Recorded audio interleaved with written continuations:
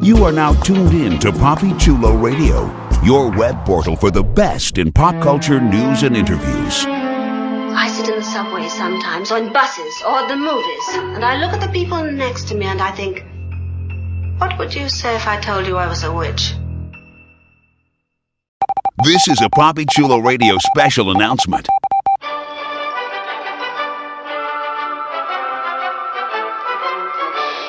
PapiChuloRadio.com is currently looking to expand its web presence, and we're looking for your help. If you're a fan of Papi Chulo Radio and its signature series, please visit GoFundMe.com/PapiChuloRadio and help us with our campaign. Every dollar amount donated will be improving the Papi Chulo Radio experience and making it more interactive and user-friendly. We thank you in advance for your support. This has been a Papi Chulo Radio special announcement. We now return you to our regularly scheduled programming. The following is a Papi Chulo Radio original program.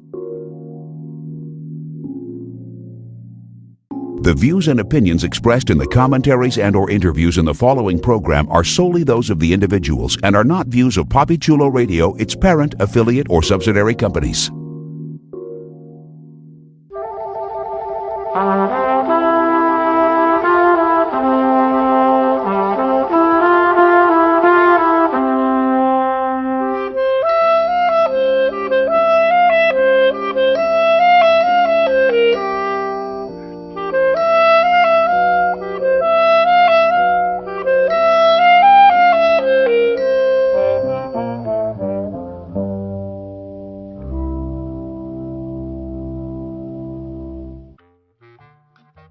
Welcome to Summer Camp, a PapiChuloRadio.com and iTunes exclusive. Papi Chulo Radio, pop culture on demand. I'm your host and camp director, Maurice Gatewood. Tonight on Summer Camp, we are going to explore some of Hollywood's campiest flicks, cult classic motion pictures, and fan favorite films. Please welcome my co-host, the man from the future and also our director of Residential Life, Legionnaire. Hello, campers. How's everybody? Good. Our first aid director, the man we like to call The Voice, Damien Nova. What's up, Damien? Hey, I don't name my cats ridiculous names. You don't name your pussy? I do not. Not ridiculous names. Okay. And always serving it up hot and spicy, our head chef, Mr. Derek Anthony. What's up, Derek? On tonight's menu, Bubble and Squeak, Toad in the Hole, and for those of you who have been especially naughty, Rabbit Stew. Yes! Yes! He's serving up Haas and Pfeffer realness, okay? As the kids would say. And last, and certainly not least, our very own camp owner. Yes, the guy that signs off on our virtual checks, y'all. Mr. Jeffrey Aruz. Hey campers, I just got in from Portobello Road. I saw Vanetta and Deadly there. I guess they were buying some stuff and unfortunately they couldn't make it back in time. Or maybe they're on the island of Naboombu. Or maybe they're still stuck in the song and dance. Maybe. Listen. We all know Vanetta loves jazz hands. Filigree, Applegee, Pedigree, Peregree. Yes. All right.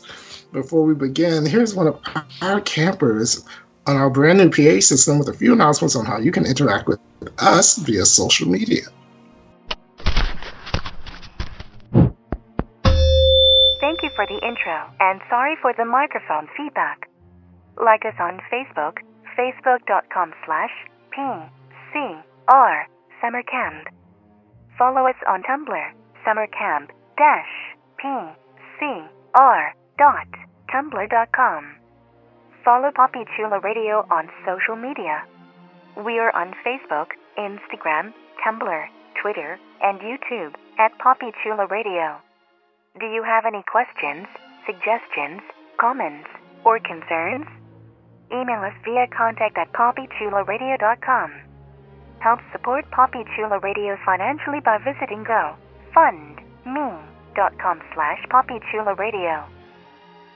Help support Poppy Chula Radio financially by visiting GoFundMe.com/PoppyChulaRadio.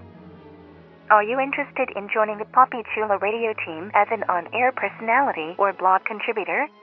Email talent@poppychularadio.com. Binge listen to your favorite Poppy Chula Radio programs by visiting poppychularadio.com/archives. You can also download tonight's broadcast and the rest of the series through iTunes. Just search for Poppy Chula Radio Summer Camp and subscribe. Now, grab some popcorn and some snacks. It's time for your feature presentation. Back to you, camp counselors. Oh, not again. Sorry for the feedback. Thank you. It's time to fire up the film projector so that we can discuss 1971's Bedknobs and Broomsticks. Here's the official synopsis of the film. During World War II in England, Charlie, Carrie, and Paul Rawlings are sent to live with Eglantine Price, an apprentice witch. Charlie blackmails Miss Price that if he is to keep her practices a secret, she must give him something. So she takes a bedknob from her late father's bed and places the famous magic traveling spell on it, and only Paul can activate it. Their first journey is to a street in London where they meet Emilius Brown, headmaster of Miss Price's witchcraft training correspondence school. Miss Price tells him of a plan to find the magic words for a spell known as a substitutionary locomotion, which brings inanimate objects to life. This spell will help her in the war effort. All right. Oh, it's awfully quiet. Yeah. What's that got to do with my knob? There was, well, he was like, he was blackmailing her unless he gave her something. I was like, all right. Yeah. And he got something. Has anyone seen this one before? I'm going to start with you, Legionnaire. Have you seen this movie before? I have heard of this movie, however, I had not seen it before. Wow. Derek? Nope. Damien? Yep. You'd seen it before? I've seen it. Okay. And Jeffrey Aruz. I like saying Aruz. That's a sexy name. Thank you, I appreciate it. I've seen this several times. I love it. Yes. It is one of those really well-known movies, Disney movies, that I had never seen. I'd never seen it. So, I was a virgin as well. Angela Lansbury took my virginity. Oh my. Did she slob your knob? Mm. You knew that was going to come up at least once. Bedknobs, broomsticks. I was going to say, or did she shove a broomstick on you? Dustpans, everything was in there. It's Miss Angela don't play. That's why she started playing serial killers when she got older. Well, it was very suspicious that everybody died whenever she arrived. I'm just saying. Whenever that old woman came to town, it was a dead body. Okay, the murder rate went up. Yes, and her family members were the ones accused of the murder, almost always. All right. Since we brought up Miss Angela Lansbury, so this was like her. What would you say her? How many Disney movies has she been in? Like, she was in Sleeping Beauty. 4 million. Yeah. 4 million. Lies. But wasn't that really? She's at least about 4 million years old. She's still getting gigs, though. Yeah, she hasn't really done as many Disney movies as you would think. She did this one. She did Beauty and the Beast. I mean, she's done all the Beauty and the Beast sequels as, Mrs. Potts. But did she? They were able to still afford her for the sequels? For some of them. I think at least one of them. And then another one was really bad. They were probably not. Or maybe they didn't. Or maybe she wasn't in any of the sequels.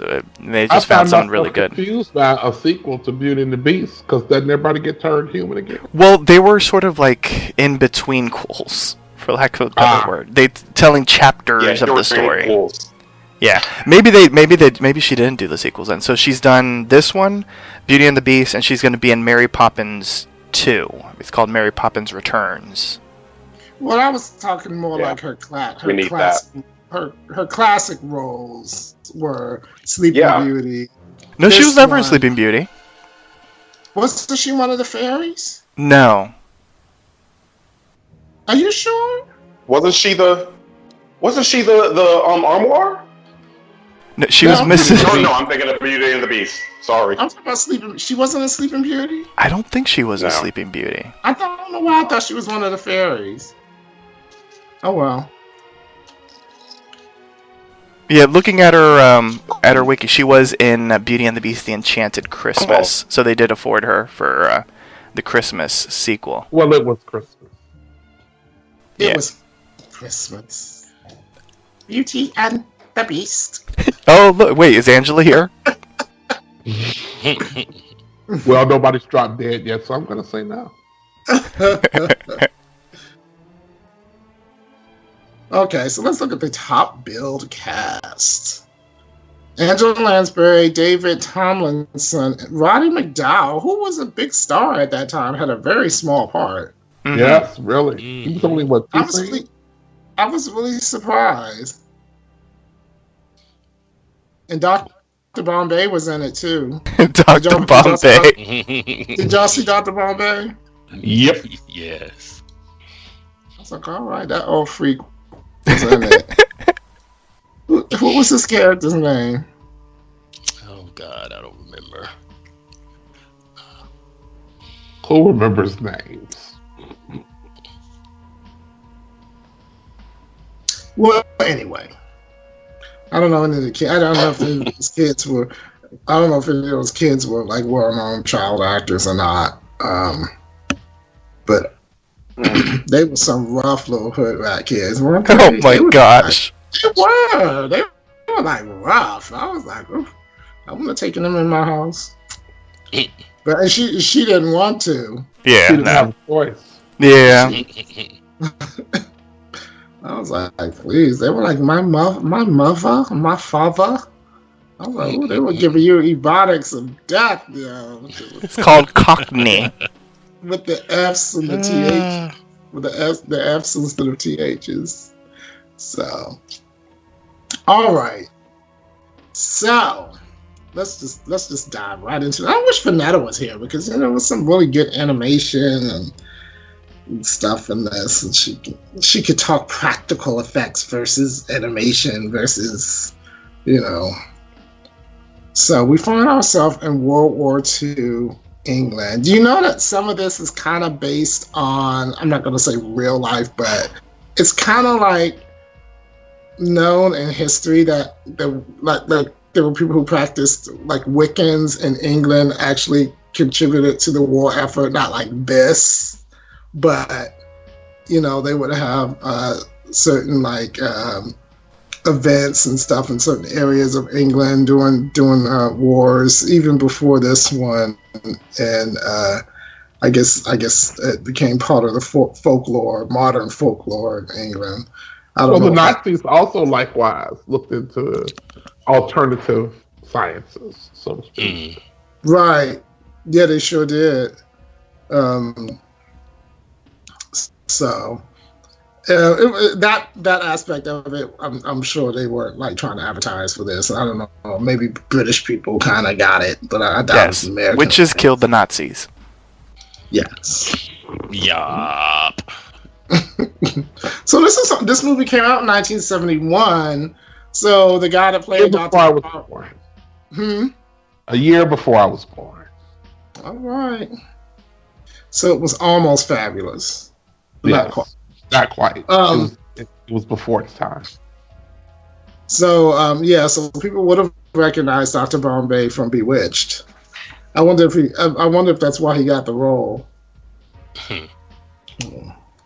So anyway, So this movie starts off with her inheriting these three little hood rat kids, and I don't know if I ever really, even movies that I haven't seen, I've like sometimes you will pick up things through osmosis, like seeing clips or having people talk about it, but I had no idea. Like, I knew there was something magical obviously going on, but I had no idea that she played an apprentice witch and all that. Did anybody who hadn't seen the movie, did you know anything about the movie? Just that there was a witch in it. That was pretty, and Angela Lansbury. That was pretty much all I knew. Yeah, I knew that there was some animation in it, but I didn't know a whole lot more than that. And there was a broomstick and a bed knob. Right. I knew they was sitting on a bed, like traveling around the world and stuff. That much I wish I could do in real life sometimes. But like taking the whole bed. Just not get out of bed, stay in bed, and go to the grocery store, go to work, Mm-hmm. But yeah, I really hadn't, and I did not know the storyline that it took place in during World War II and all that. Because even when you're a kid, all Disney movies look like they take place in old and It's just it's interesting the number of of magical things that happened in England during World War II. Yes. People was flying on beds. People was disappearing into wardrobes and all kinds of stuff. Oh gosh. Was the Lion of Witch in the wardrobe? Was that World War I or that was World War II? I thought it was 2. Was it? I don't know why I thought it was. I don't know why I thought it was earlier. So this whole idea of this alternate reality going on while there was a war was kind of prevalent in a lot of stories and stuff, from that time. Yes, and it was World War II. Yeah, and I'm surprised, like, at the timing of this movie. Like, I don't know when the book was written. I guess the book, was written in the 40s. I never read the book. But they were written in the 40s. They're 2 books. Okay. And the C.S. Lewis books were more sort of allegories, because he was an atheist and then he had a religious experience and became religious. So they were a little bit different than, like, say this kind of story is. Yeah. So anyway, so these little kids, and that oldest boy, he drove a hard bargain, didn't he? He was. It's hard to take you seriously when a cat can send you running and ducking under the desk. That's all I'm saying. It's hard to be that hard when you're that scared of pussy. Well, that was a rough looking cat. That's an insult for the cat? That was a rough looking cat. They needed to trim that pussy. So, Poor cosmic creepers. What are they called? Cosmic what? Creepers. Cosmic creeper. Cosmic creepers. I don't believe in changing the name of cats. That's the name of the cat. Right. So she enrolled in a correspondence witch school. That was, I guess, fake, but somehow she has some kind of magical ability. So I guess the spells were real, but the school was fake. And then the premise was a little, we're gonna work with you. Yeah. So they get she gets a spell, and they travel and run into Mr. Brown. What do I know Mr. Brown from? Mary Poppins. Yeah. And what else? Mary Poppins. You're right, right. I can think of. He did a lot of Disney movies. He did, what else did he do? The Love Bug. He did Love Bug also. That's where I saw him. He did do the Love Bug, Okay. yes. Okay. Yes. Yes. And then Roddy McDowell. Yeah. And like I said before, Roddy McDowell, he was a big star for a lot of years. I was surprised he had such this walk-on, almost like a walk-on role. Essentially. He was a busy star. I mean, he did a lot of stuff, but most of his stuff was like character parts and bit parts. Like most of the stuff he did in like the what was those Dracula movies? The Night, not the Night Stalker. I know what you're talking about. Night Gallery. Fright Night. No, not Fright Night. I'm talking like the actual Dracula movies. He was in the 70s. Oh God, what was the name of that? It was a studio that made all these new Dracula films, and they all started Christopher Lee.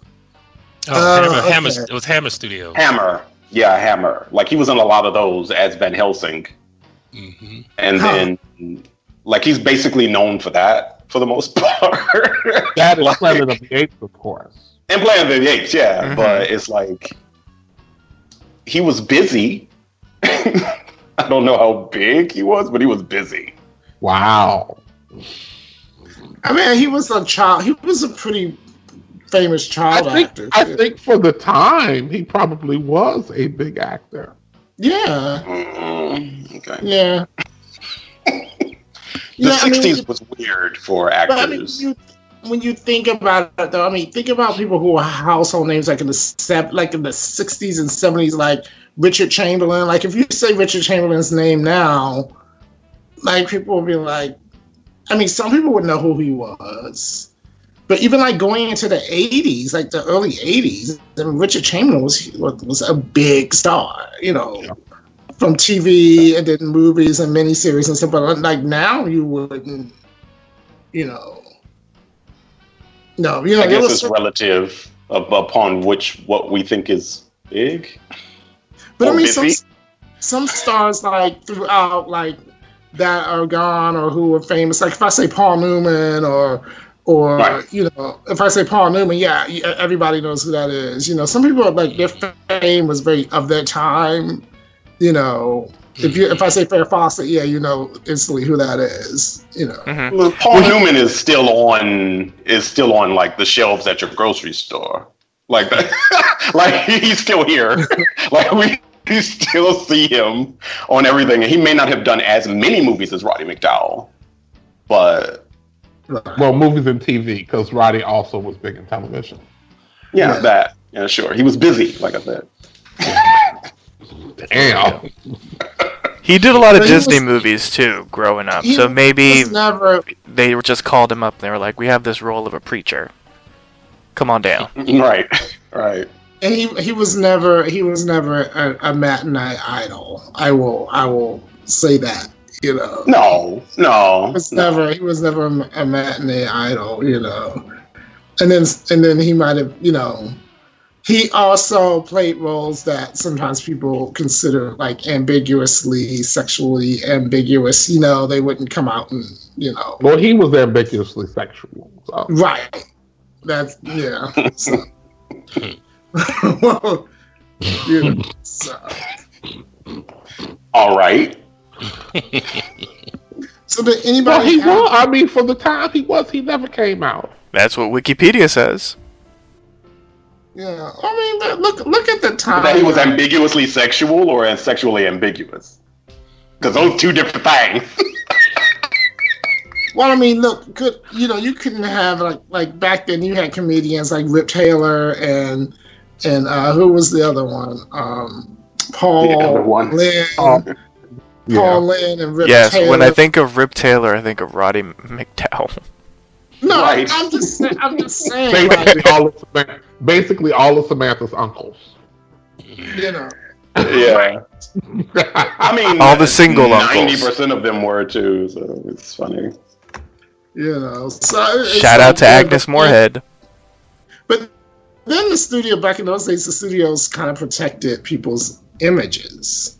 They would find them a girlfriend, and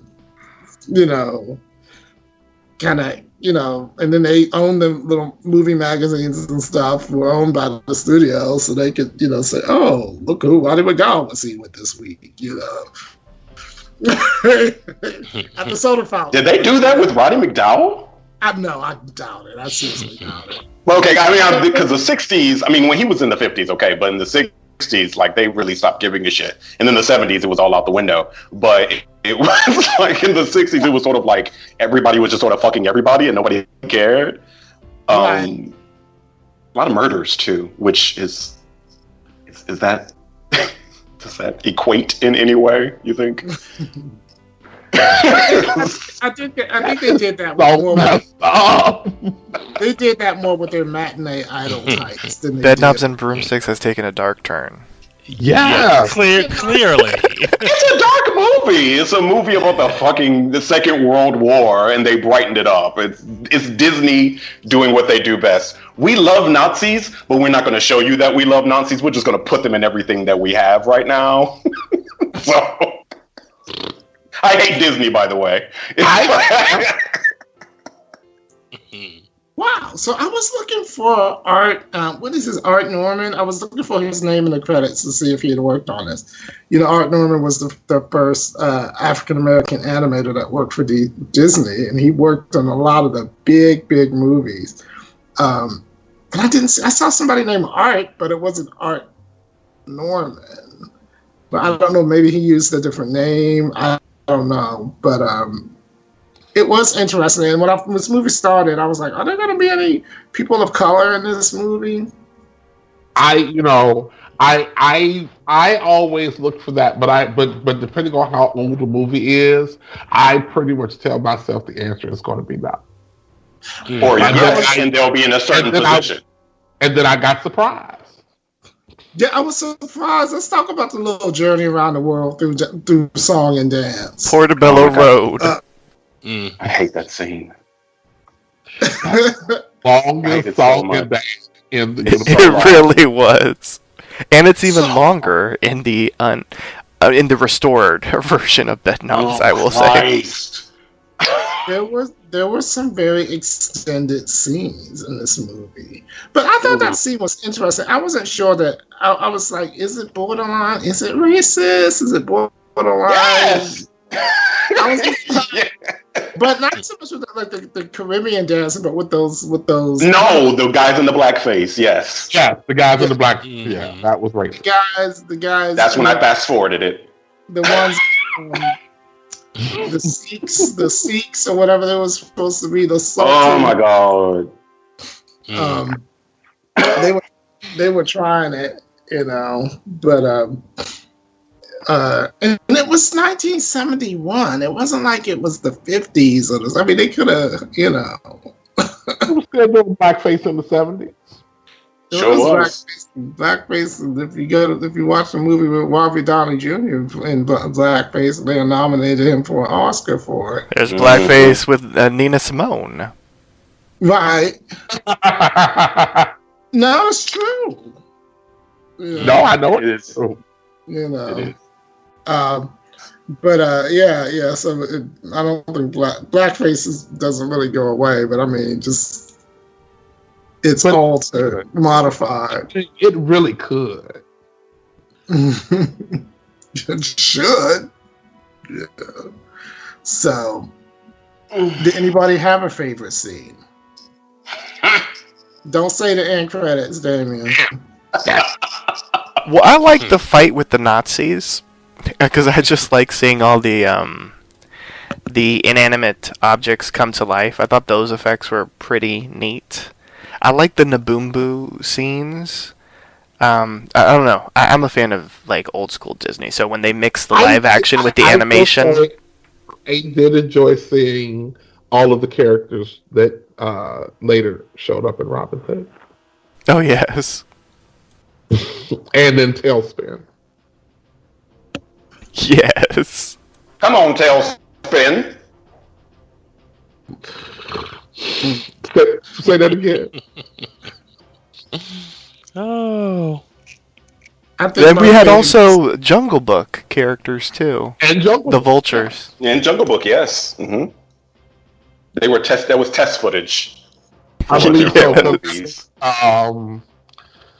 Because Robin Hood came out later, if I remember. Yeah, Robin Hood came out 2 years later.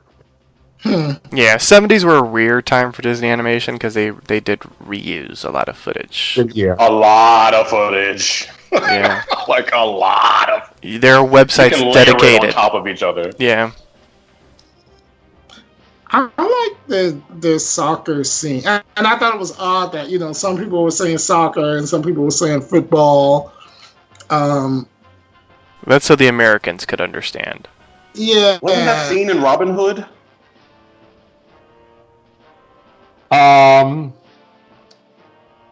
They were playing. No? What were they? No, because they were playing a sport, but it wasn't soccer in Robin Hood. Sure? No, because it's been a while. So no, I am absolutely not. I feel like they used the same footage, but maybe replaced the ball or changed a few things here and there. But I felt like it was mostly No, the it same. wasn't soccer because remember it was medieval times. So I think it wasn't it like a jousting type of thing? No. Well, Okay, it's been a long time since I've seen Robin Hood. It was football, and It was okay. It was something along. Maybe not exactly football, but it was football. Because I thought so. that played the matron. Oh yeah, she played some. Yeah, she was. I remember. Yeah. Yes, and she caught something, and they tackled her. Right. Yes. Yes. She was awesome. But I like that scene. I like some of that. Like Jeffrey. I'm like you. I like when they mix the live action with the animation. And there was some nice touches, like when his foot caught on fire. Yeah. And they animated that well. And like when they went, I don't know. I guess in real life they would hoist him up on something, but in the movie it looked like he was being carried. I thought some of the effects were good. Obviously some of the effects were not so good. Like when he would for the time. I'm not sure though. For the time, I thought the effects were very good for the time. Like when he would change from a rabbit to a person. Yeah. Mm-hmm. But what Disney has done with other movies around before Bedknobs and Broomsticks, it's sort of like secondhand at effects comparatively.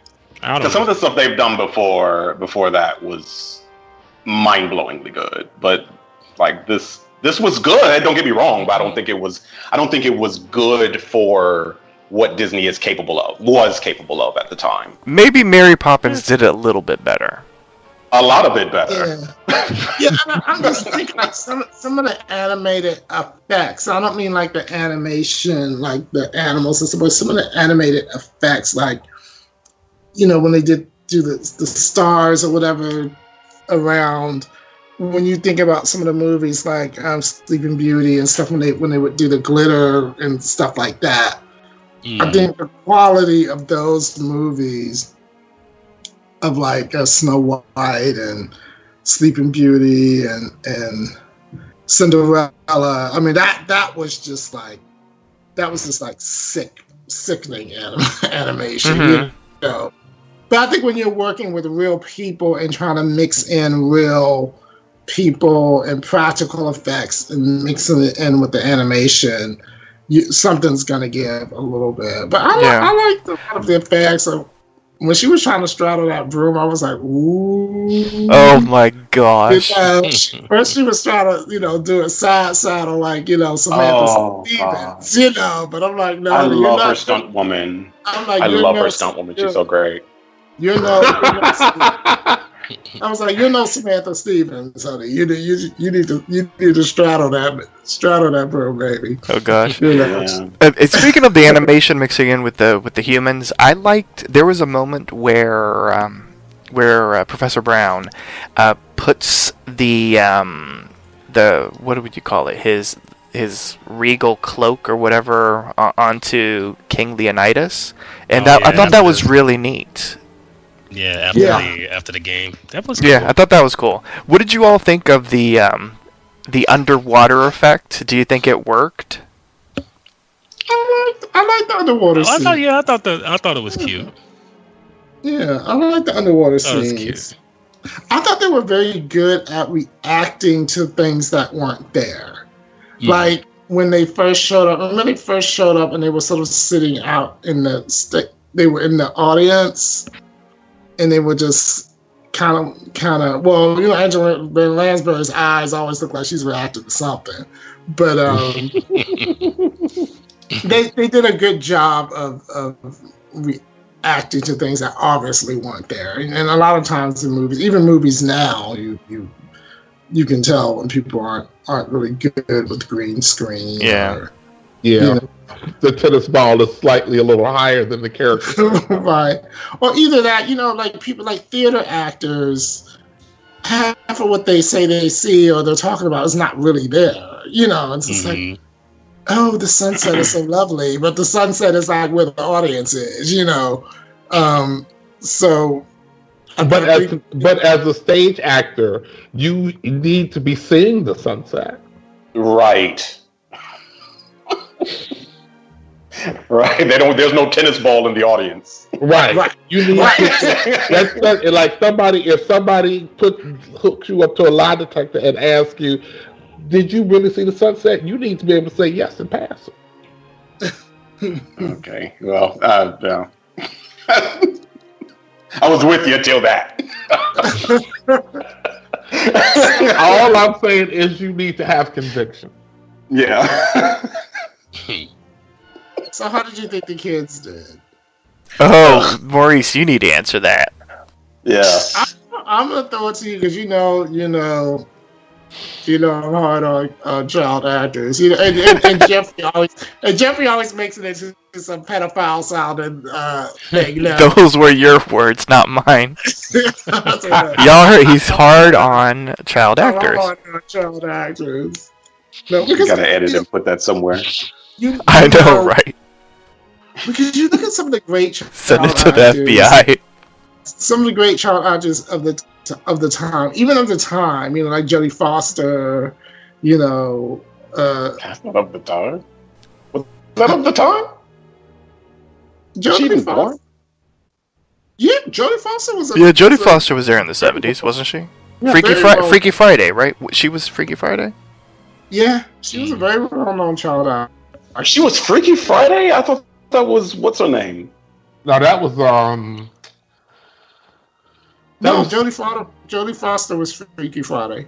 That wasn't Haley Mills. I thought her first movie was Taxi. No, Haley Mills was Parent Trap, That Darn Cat. There's one movie, I forget what it's called. It was like Castaways or something. And Saved by the Bell. Yes, the first season. I love Miss Bliss. That was her name, right, Miss Bliss? Yeah. Yeah, she was good. And I have a very soft spot. Oh gosh, I have a very soft spot in my heart for all of the Parent Trap sequels. No, Miss Bliss sounds like because they were my childhood. Like the name of the drug. Miss Bliss sounds like the name of the drug, like what the kids would call the name of the drug in the clubs. Miss Bliss, baby. I'm on that Miss Bliss. Just took ahead of Miss Bliss. But yeah, there were child actors around that were very well known. I was just wondering what you guys thought of this particular set of child actors. Did they help carry the movie, or they didn't distract? They did to me. Oh my gosh. I don't like children. Oh, well, that makes sense. Yeah. Oh gosh, now everything makes sense. Going to be my next question. Was it this particular group of children that distracted, or was it children fill in the blank that distracted? Okay, so listen, I like children actors just so long as they're murderers in movies. Like Village of the Damned or The Omen. Macaulay Culkin in The Good Son. The Good Son is amazing. That's like one of my favorite movies. But if a child is just being an annoying bastard, reading lines that don't sound like they should come out of a child's mouth, then no, I don't want to. I don't want to hear your kid talk mess to this old woman. Like what? No, I don't want to. I don't want to hear that. Like and these Cockney accents. My God, like it's like I just want to shoot myself in the face. Just shoot myself in the face. Well, they did come across like, yes, they were British children, but those weren't their real accents. No. It was like they found some kids that had been in a production of Oliver, and said, well, why don't you audition for this?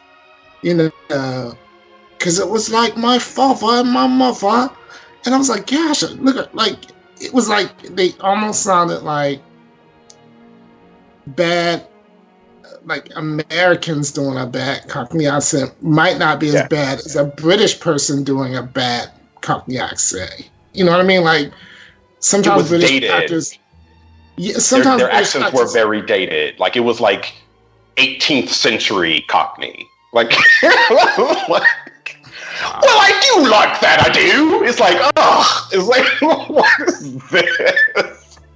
Well, they were a little bit more advanced in the 60s and 70s.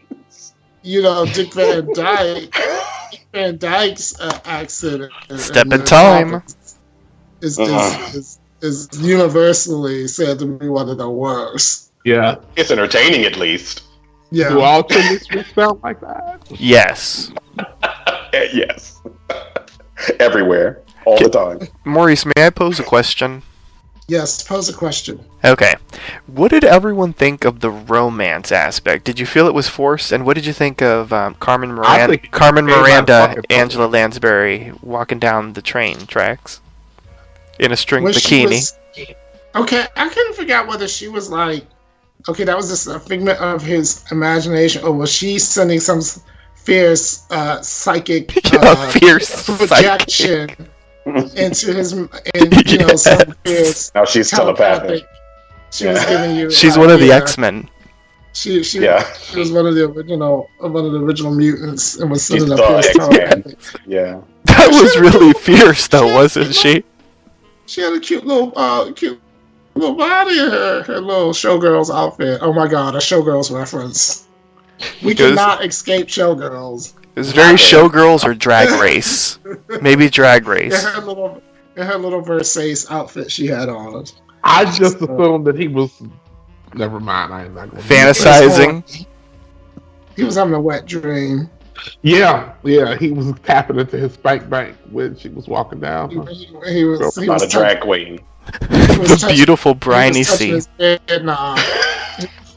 He was stroking his bed knob while he was thinking about her. Well, he was thinking about the broomstick.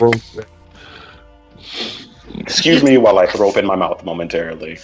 Bobbing along, da da da dang. Beauty and the Beast. Yes. Yeah, you need to do that. You need to do that more. You know what? The romance was very childlike, and since it came from a child, it was okay. It was acceptable because they had shared one adventure, and this man had pretty much pulled a con on her. But we need parents, and we've clearly warmed her over, and you come along, so you'll fit the bill. Like if the German had shown any kindness to them at all, they would try to bear her off to him. Yes. Then she turns into a Nazi and she helps the Nazis. Right. Lord. Those kids just wanted them. They were thinking about what they could get. Yeah, but that is true. He was a con man that did the long con on her, and they're like, you all should be together.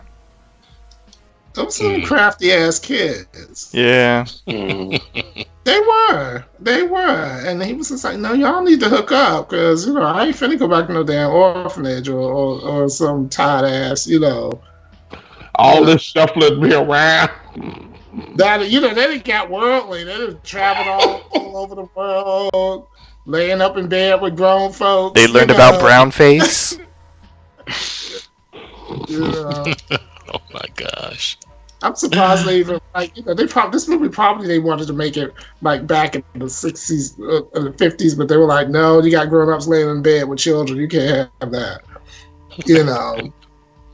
Actually, that's when it would have been more acceptable. But I mean, come on, Mary Poppins, for Christ's sake. Mary Poppins was the worst babysitter ever. She never laid in bed with the children. She taught them. She was drugging them. Spoonful of sugar. Medicine with sugar. That's right. That. I don't know anything else. You're dragging them kids across rooftops and shit. I know, with the help. It's just like all in the middle of the night. What kind of crazy ass shit is that? You really got to be careful. A spoonful of sugar does not help the medicine go down. I have tried it. It is just makes it worse. It makes it worse. It's like, oh, now I have medicated sugar things in my mouth now because now I can't swallow them. So now I still need water. Now I have sweet Robitussin in my mouth. Thank you, Mary Poppins. Okay, on the scale of who was the worst babysitter? This woman, Eglantine? Eglantine. Mary Poppins. Oh, I'm so sorry. Oh, excuse me. I know, get it right. Mary Poppins doesn't count in this equation because she's an actual babysitter. This woman didn't even want those fucking kids, so she. That's why I was. Yeah, Mary Poppins was like the super nanny. Okay, so yeah, I think is she worse than Esmeralda?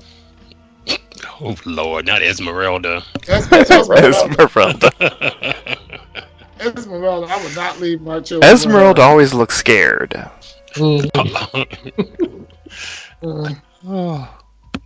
Lord. Yeah, she always looked like she was on the verge of a nervous breakdown. Yeah, she was like the Kravitz lady. She was methy too. She was. Oh my gosh. She was. Esmeralda was kind of methy. If you think about it, she was kind of methy. Yeah. Well, Eglantine was not methy. You know, some of those.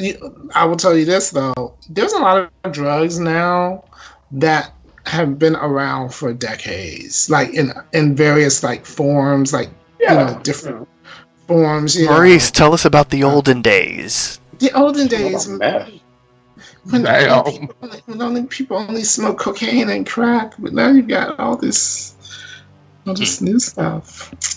Pop the Molly, I'm sweating. Deviation of cocaine, like wasn't everything just okay? This is a different type of cocaine that's going to help you do this, but like, and then sleeping pills. Right, like and then all of a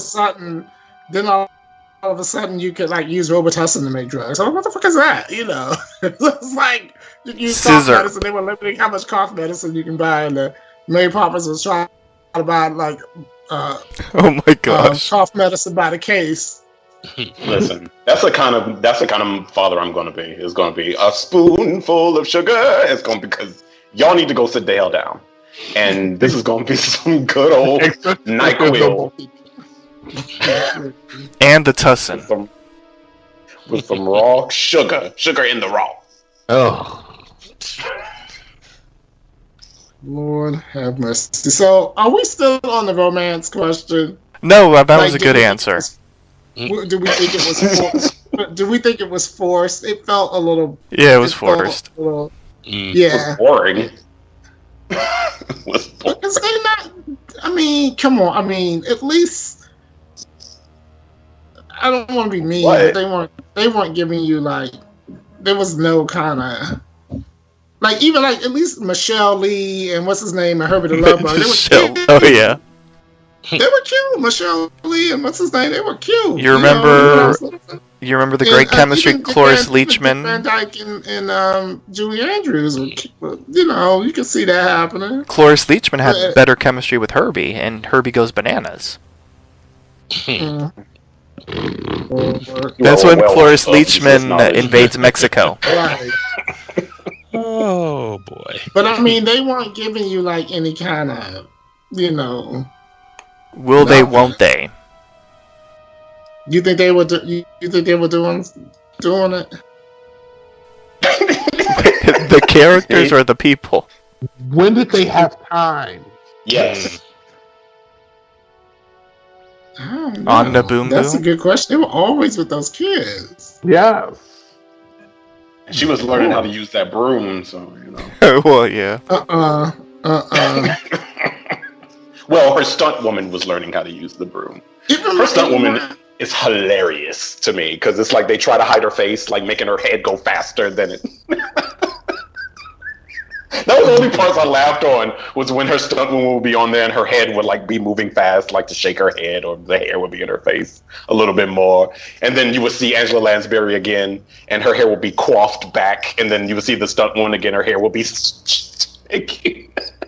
But what about when he did that? What about when he was juggling? Mr. Brown was juggling, right? And he splashed all that gravy or whatever on his tie, and all over his face. And then when it was time to go, he was like, "Well, I gotta go," and there was not a stain anywhere on his shirt. Sorry, maybe that was a little bit of magic there. Yeah, that gravy looks so gross. It was like baby poo. All that food looked nasty. Well, the English aren't known for their culinary delights. Even that. Except for Turkish delight. But that's another. That's Turkish. Well, yeah, it's popular in the UK. I mean, have you ever actually seen Toad in the Hole before? Seen who? Yes. Toad in the Hole. Yeah. It is not the most appealing looking thing. And I have actually made it a couple times. It is not the most appealing tasting. It's okay. Yeah. No. I look at the pictures. It was fantastic. It's basically smoked sausage inside bread. Right. Bread and it's egg in there too, yeah. With oil and butter. Yeah. I grew up in Eastern Europe, so it's a lot of meat and bread and butter, and so it was so gross. Is it originally a Scottish dish? Oh, it's a traditional English. No, it's like Yorkshire, like it's English. Yeah, oh, okay. Yeah, it's awful. Yeah, it's okay. I kept trying to perfect it, and at some point, I have a friend who lives in the UK. He said, "No, Derek, you got it." That was exactly, exactly. You can make it smaller, like with toast and an egg. It doesn't have to be sausage and butter. Like it can be toast and like an egg in the middle. I'm good. Yes, clearly you can change it. Yeah. Well, it's only two ways. Well, the one with the egg and the toast, I thought that was egg in a nest. No, it's told in the hole. Oh, okay. Yeah. Oh. Fascinating. Not really. Simply fascinating. But we can't talk about the food. Okay. Yes, no, we can. Yes. Because all of it was gross. Yeah. Except for that big old cake they had sitting there, which, like, she was singing "Happy Birthday" or something. I'm like, well, who ate all that cake? Who ate the? They didn't. She didn't let them eat that. Well, no, because the children aren't supposed to. I don't know. It was a lot of oddity. It was a lot of, and the neighbors kind of like, when the one neighbor came to the door, she was like, "Ooh, she hooking up with Mr. Brown." You know, that kind of like. I was like, "Bitch, why small town during World War II. They did not have a lot to talk about. Yeah, I loved they had Mrs. Linty to talk about. My favorite was Mrs. Hobday. Anyway. They probably talked about her anyway. You know, yeah. That big eye. You know she a lesbian, right? That big ass house with her living all by herself. Eyes are always so wide because she's looking for something. Yeah. Oh gosh, I love All Mrs. lesbians were witches anyway back then. Mrs. Hobday was everything. She was nosy. She was nosy. Yeah. She was Gladys from Bewitched. Which one? The little chubby one, or the one that looked like she had an affliction? Right. That first one was like, woo. Oh yeah. Oh yeah. She was funny. I could work with the second one, the one with the little redheaded one, little chubby one. She was alright, but that first one, I was like, something wrong with her. I don't have anything to do today. Tell me about who this person is. So, girl, if you don't get out of my face. You're like, bitch, why are you at my door?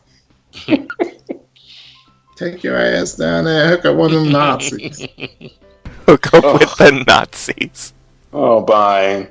So, what is like the nicest Nazis ever? You know, I'm just like, if you're gonna do something that's borderline propaganda, you know, make them evil. Dead bodies laying around.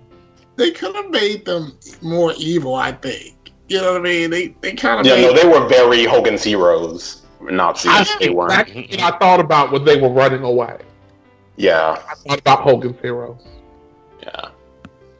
I was like, okay. And they weren't really the invasion. They were like just a scouting, you know. It was a fracas. Yeah. But then at the end of the movie, they acted like, those old men acted like they had defeated them. Won the war. I'm like, y'all ain't do shit. Also, march down the street. Yes. When they were coming up on the beach. When they had that little gay pride parade walking up the... I kept waiting for Wonder Woman to come running. That was one of the first gay pride parades. Every parade in England is a gay pride parade.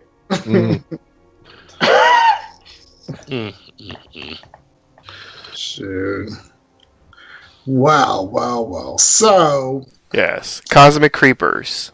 Cosmic Creeper. Let's talk about Miss Cosmic. Cosmic Creepers gave good resting bitch face. he gave good face period because like he would like do the side eye to the character to like the humans, which was good. I liked it. What? I normally like sometimes I like bond with the animals in the movies. Sometimes the animals are the best actors in some movies we've reviewed, but I didn't like Cosmic Creepers. You didn't like that shady bitch? I hated Cosmic Creepers because he wasn't like a fierce bitch. You know, he was like a alley cat. He was tired. He was tired of the mess. He was tired of everybody's shit. He was just like, you know what? Look, you brought children up in here. Now you got this broom. Listen, you are exhausting. You got a bed knob now. Yeah, now you got bed knob. Now this man is in this house. When are you gonna put your life together? Like when is that gonna happen? And that's what I saw Cosmic Creepers as. I enjoyed him. He was the Iyanla. And again, I'm gonna use that word. I'm gonna use that word again. Cosmic Creepers was kind of methy. He was. He was the Iyanla Van Zandt of the movie. You are not your shoes. You are not your shoes, Eglantine. You are not on my watch. Not on my watch, yes. You are not your mange. I love not on my watch. Oh, Pandora. Maybe if they made him Pandora Spox. Pandora Spox, baby. Yes, she would have livened this movie up, man. Right, come through, Pandora. She was bad. Oh boy. Okay, y'all. Let's look at some awards. Because I know this movie had to win something. Oh my goodness, it won an Oscar. It was probably an award for the longest opening. Oh my gosh. Best visual effects. I mean, that girl went on for a minute. This movie I was like, is the movie going to start soon? Are they waiting for me to go get some popcorn? It did basically say like the whole movie, like in the opening credits. Yeah. Oh. The best visual effects. And the ironic thing is, this movie came out 3 years after 2001: A Space Odyssey, which those didn't win an Oscar, which did not win an Oscar, by the way. Which and those special effects looked real. I mean, they looked real. Yeah. You know, but I mean, and that's. But then maybe Disney was the juggernaut even then that it is now. But it was also nominated for best art set decoration. I could see that for the houses for that. Well, no, wait. Let's go back because 2001 did win an Academy Award for best visual effects. Okay. Oh, I see. I'm thinking of something else. Go ahead. What movie did this? What movies did this movie beat out? I don't know. Oh, now that I don't know. All of them. That would be interesting to see what it was up against. I'ma look. Well, y'all work with the internet. I'm gonna. So it was also nominated. It was also nominated for best costume design, best music, original song, best music scoring adaptation, and it won a Golden Globe nominee for best actress for Angela Lansbury. What is that? Saint Geordie Awards. That was best children's film. So it won some awards. For those that are curious, I just checked. Best visual effects. It beat out. I'm sorry. Oh, I was about to just say it. It beat out When Dinosaurs Ruled the Earth. I guess that was the only other thing nominated. Oh God, that was it. And it probably should have beat out When Dinosaurs Ruled the Earth. That shouldn't even been nominated. It was like Harryhausen, wasn't it? Wasn't that a Harryhausen film? Hammer Film Stop Productions. animation on that. I don't know. Ugh. Well, let's say we give out Disney. some of our own awards. Yes. So the first award up, the Diva. Cosmic The Creepers. Yeah, For me, Cosmic Creeper. the Diva would have been that oldest boy. Oh, he was a diva. Yes. He was Charlie. Charlie. He was the biggest Charlie douche. Ooh, Turn me y'all into a go. frog, then. I dare you. Okay. I thought he was Diva, but if y'all want to give it to Cosmic, if y'all want to give it to Cosmic Creepers, we can do that. The Mickey Rooney Award for Excellence in Child Acting. That award was made just for you, Maurice, so you can give it out. There was no winner this year in that category. Aw. The little girl who barely said anything the whole movie. Her. The little boy. That was a boy sorry. with the bedknobs. Yeah, little that was- Paul. I've had a little to drink. Sorry, they all look like girls. That was some serious shit. Yeah. Was that a How read? about the? It was unintentional shade though, because I really thought that was a girl.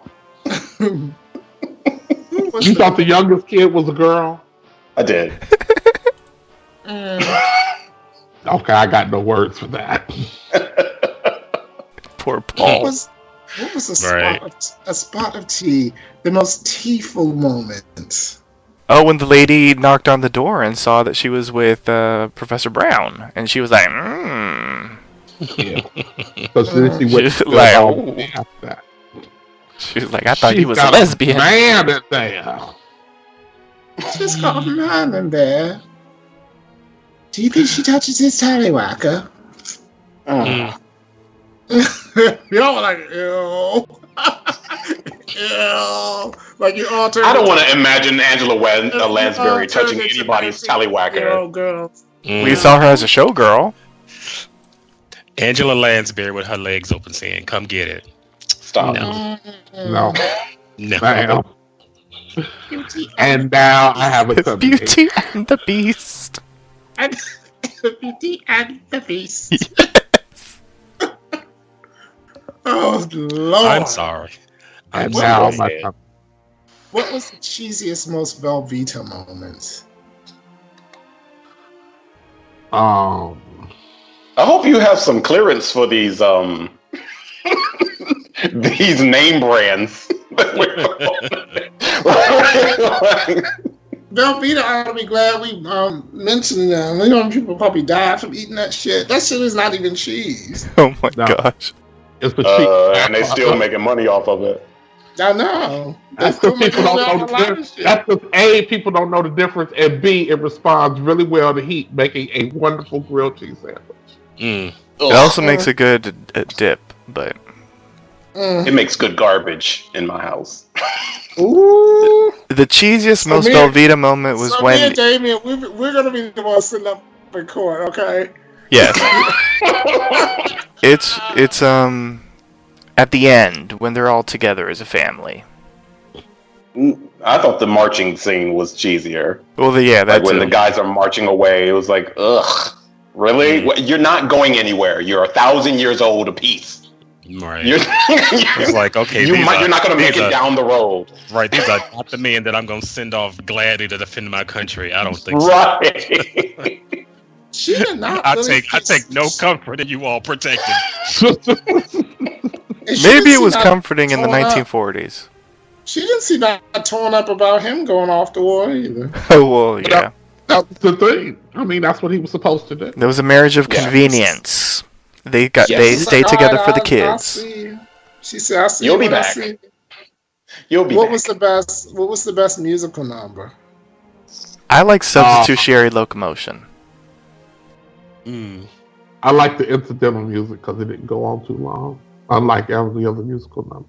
Oh gosh. Right. I like the one part in whatever street where the prostitutes came up to him and he dismissed them. That was the best part of any song.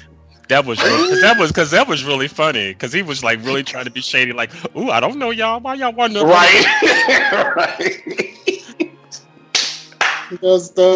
That was shade.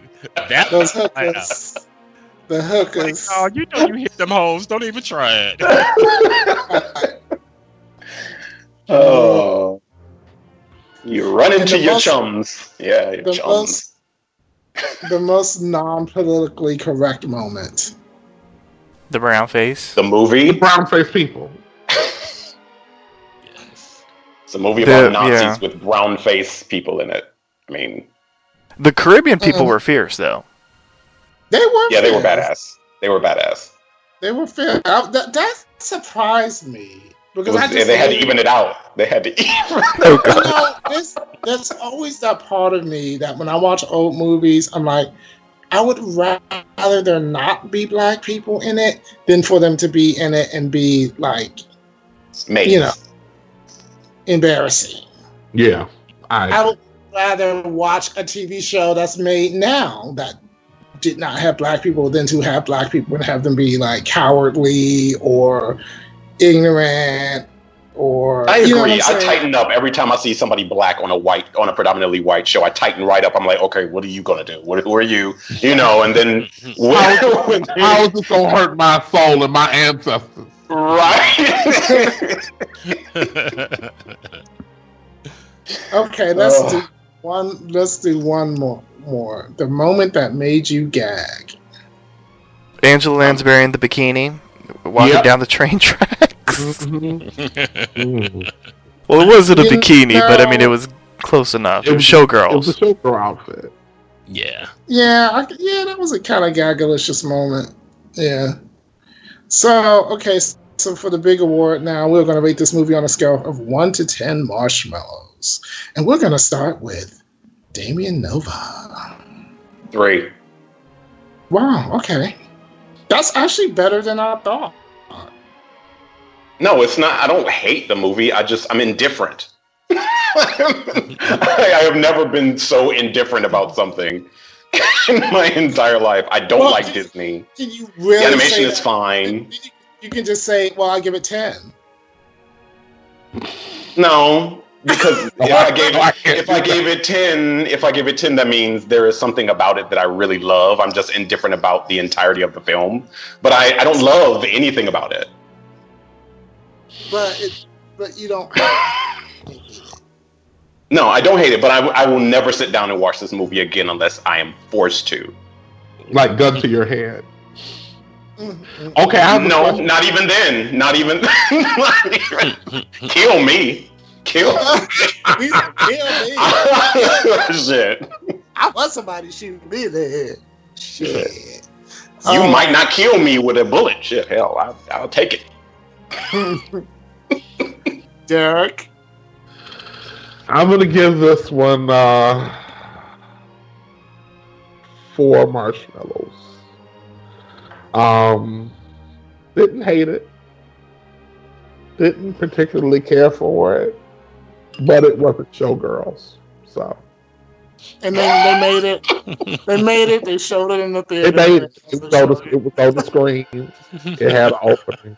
And it wasn't Showgirls. It wasn't Showgirls. But actually, it was kind of Showgirls. Cause for 30 seconds. No. For the first, yeah. For 8 seconds. No. All you needed was Gina Gershon. We're not doing that. You got nice tits. We're not doing that. You got nice tits, Angela. How's it feel having nice tits? Beauty and the Beast. Y'all, no. Okay, Legion, since you have the floor, what did you think?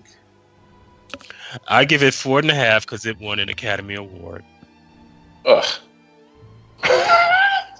There you go. Damn. And it is When Dinosaurs Ruled the World. No, wait, no. Bedknobs and Broomsticks, you're the winner. No, there was a mistake. You're the winner. Oh gosh, Warren Beatty, not again. No, No, it was technically Faye Dunaway's. And the presenter that year too. It was technically Faye Dunaway's fault. She was like, "Stop with the bullshit. Let me just read. Let me just read the card." He pushed Faye Dunaway under the bus, baby. I was He like, did that not was push her under the bus. Yes, And you need to stop saying that. He did not. Let me tell you what happened real quick. What happened was They went back and forth for a week about who was going to announce the award, and she got her way. And it was decided that he was going to present it, she was going to announce it.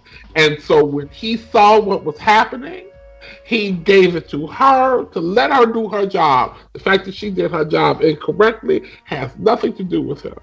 That wasn't her job. Her job was just to take that fucking envelope. Whoever handed her the envelope is who's in question. I agree. I didn't say it's her fault. No, exactly, because it wasn't her fault. I don't think it's either one of their faults. No, it's neither one of their fault. It's the fault of those executives, because that one motherfucker who was supposed to have gotten rid of his envelope was busy tweeting and doing some bullshit instead of doing his job the way that they had it set up. So he fucked it up so that the wrong envelope did not get thrown away. That's how it got screwed up. Faye Dunaway, she just read some shit because, like Derek said, she wanted to have her way and read it. So Warren Beatty said, "Okay, girl, here." they hate each other. So he wasn't throwing her under the bus, but he all that space that you was giving him, all that just being all that was real. He tried to let her know, girl, take a look at this envelope. Look at what you're reading. She didn't catch it. That's not his fault. Bitch, if you weren't paying attention to the shit you was reading so that you could correct it, girl, that's on you. Now, and you know how we know that she knew that was her fault? Because she didn't go to none of the after parties. None. Shit, was she invited? He went to all the after parties. She got in her car and went home. Right. Was she invited? No, all the presenters are always invited. Whether or not they show up. Okay. So was she invited? I don't know. Doesn't Hollywood hate Faye Dunaway right now? Like, don't they haven't they hated her since Mommy Dearest? Like, they don't hate her because of Mommy Dearest. They hate her because the bitch is crazy. But that's a whole different. That's a whole different. Well, yeah, that's what I mean. That's what I'm saying. Right, and that's the thing, but she knows she fucked up, because what she did was she went on some sort of tirade and shit talking about how they fuck. No, girl, that was on you. You should have been clear enough to see that shit said Best Actress. You should have saw that and paid attention. But no, you wanted to have your little piece of glory, drag your shit out of the mothballs so you can stand up there and be on stage, girl. No. Beauty and the Beast.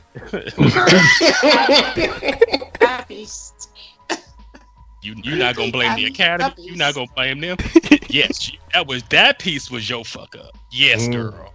Because you could have stepped up and said, we have an irregularity and we need to check some shit out. Yeah. Right. And the winner I'm not is mad at you. 1 minute. I'm mad at the dirt. Right. And on that note, Jeffrey Aruz, Lustrous Camp owner, how many marshmallows would you give this movie? Okay, I like this movie, so it gets 9 marshmallows from me. Very good. I enjoyed the movie. It's got its faults, so I'm not going to give it a 10. And thank you for the awe, Damien Nova. But I enjoy the movie. I really do. I think it's fun. I love the mix of live action with the animation. Angela Lansbury, fantastic. It was great seeing David Tomlinson from Mary Poppins do something again. So, I don't know. I thought it was fun. Maurice. I will say this. I've never seen it. I've always heard of it. Without thinking about it too much, as enjoying the movie, I was pleasantly surprised how much I actually liked it, because I like trippy shit mixed with like stuff like something that's made for children but has like acidy trippy stuff mixed in, like when the bed and we get psychedelic and stuff, and it looked kind of like an acid trip. Oh yeah, it did. And I just like I like when stuff is like janky like that. Sometimes it's really funny. So I mean, just as far as like enjoying the movie, I'd give it like a 6.5 to 7. Yeah, I'd say, yeah, I enjoyed it. I actually like this movie. Color me surprised. We have it. All right, very good. No, I did. I enjoyed it. It was a mess, but like a enjoyable kind of mess. I can agree. Yeah, I mean, because I didn't. When you get peed on by mistake. All right, y'all. Is that just me again? Okay. Sorry. Whatever I'm peed on, it's on purpose. Right. Sometimes you fuck. Well, never mind. Anyway, I'm here to tell you, when I get peed on, it's on purpose. I know. I heard you. Oh. It's all right, Gra. All right. And that really was the message of this movie. Yes, it was. If you're gonna get pissed on, make sure it's on purpose. Beauty and the Beast. If you're gonna have a Nazi piss on you, if that's your fetish, God, make sure you do it on purpose.